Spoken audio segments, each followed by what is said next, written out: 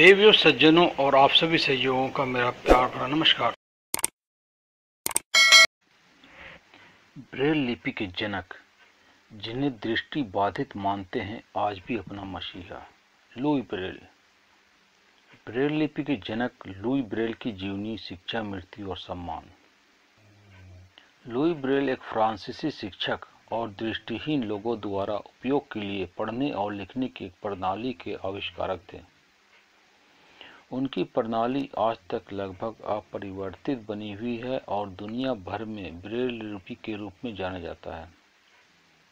Louis Braille जब 3 वर्ष के थे तब दुर्घटनावश उनकी आंखों की रोशनी चली गई थी। अपने आविष्कार के कारण वे सदा के लिए दृष्टिहीन लोगों के मसीहा बन गए हैं। लुई ब्रेल का जन्म और प्रारंभिक जीवन। लुई ब्रेल का जन्म 4 जनवरी 1809 को पेरिस के पूर्व में लगभग 20 मील दूर कुपुए में ग्रामीण इलाके में हुआ था। इनके पिता का नाम साइमन था और वह घोड़ों की काठी बनाने का काम करते थे। इनकी माता का नाम मोनिक था। लुई ब्रेल के 3 भाई बहन और थे। इनके घर की पारिवारिक स्थिति ठीक नहीं थी। लुई ब्रेल 3 वर्ष की उम्र में ही अपने पिता के साथ घोड़ों की काठी बनाने का काम करने लगे थे।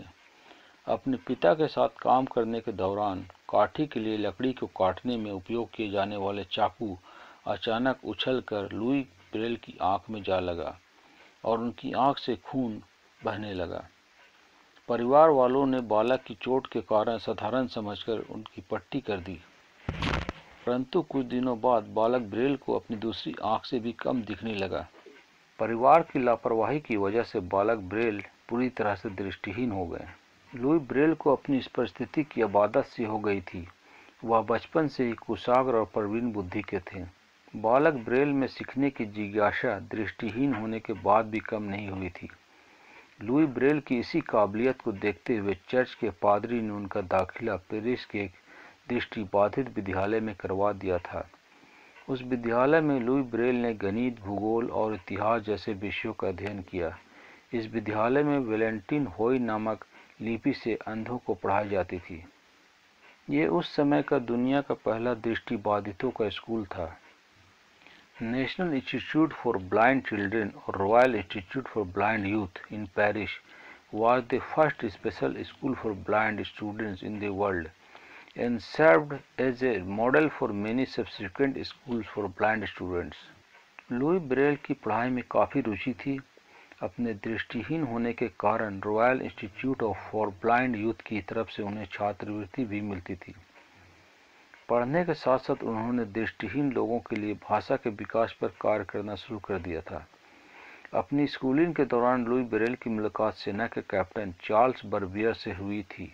चार्ल्स बर्बियर ने सेना के लिए एक ऐसी कूटलिपि का विकास किया था जिसकी सहायता से सैनिक अंधेरे में भी संदेशों को पढ़ सकते हैं। यह कूटलिपि 12 बिंदुओं पर आधारित थी। इसमें 12 बिंदुओं को 66 की पंक्तियों में रखा जाता था। इस भाषा में विराम, संख्या और गणितीय चिन्ह मौजूद नहीं थे।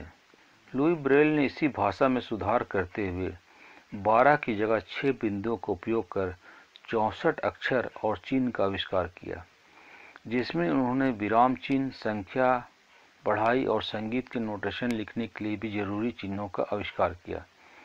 उनकी इस लिपि को ब्रेल लिपि के नाम से दुनिया में जाना जाता है। लुई ब्रेल ने जब इस लिपि का आविष्कार किया था तब उनकी उम्र मात्र 16 वर्ष की थी, परंतु उस वक्त उनकी इस भाषा को पारंपरिक रूप से मान्यता नहीं मिली थी और उनकी इस भाषा का मजाक भी बनाया गया। सेना द्वारा उपयोग में लाए जाने के कारण इस लिपि को सेना की ही कोट लिपि समझा गया। लुई ब्रेल इस भाषा को दृष्टिहीन व्यक्तियों की भाषा के रूप में मान्यता प्रदान करवाना चाहते थे, परंतु अपने जीवन काल में वह यह नहीं करवा पाए। अपनी शिक्षा पूरी करने के बाद उन्होंने एक शिक्षक के रूप में भी कार्य किया। लुई ब्रेल की मृत्यु 43 वर्ष की आयु में 6 जनवरी 1832 को दुनिया भर के नेत्रहीन लोगों को प्रामाणिक भाषा देने वाले लुई ब्रेल का निधन हो गया। उनकी मृत्यु के 16 वर्ष बाद वर्ष 1868 में ब्रेल लिपि को प्रामाणिक रूप से मान्यता मिली और यह भाषा आज भी दुनिया भर में मान्य है। लुई ब्रेल सिर्फ पेरिस के नहीं बल्कि संपूर्ण विश्व के दृष्टिहीन मानव जाति के लिए ईश्वर थे। वे संपूर्ण विश्व के दृष्टिहीन लोगों की भाषा के जनक हैं। 4 जनवरी 2009 को जब लुई ब्रेल के जन्म को 200 साल पूरे हुए थे, तब भारत में इनके सम्मान में इनका डाक टिकट एवं सिक्के जारी किया गया था। उनकी इस लिपि में सभी धर्मों के धर्म ग्रंथ जैसे रामायण, कुरान, बाइबल, भगवद गीता आदि सहित बहुत सी पुस्तकें आज भी मौजूद है। हर साल पूरे विश्व में 4 जनवरी को लुई ब्रेल का जन्मदिन ब्रेल दिवस के रूप में मनाया जाता है। जय हिंद। हमारे चैनल से जुड़े रहने और वीडियो देखने के लिए देवी सज्जनों और आप सभी सहयोगों का दिल से धन्यवाद।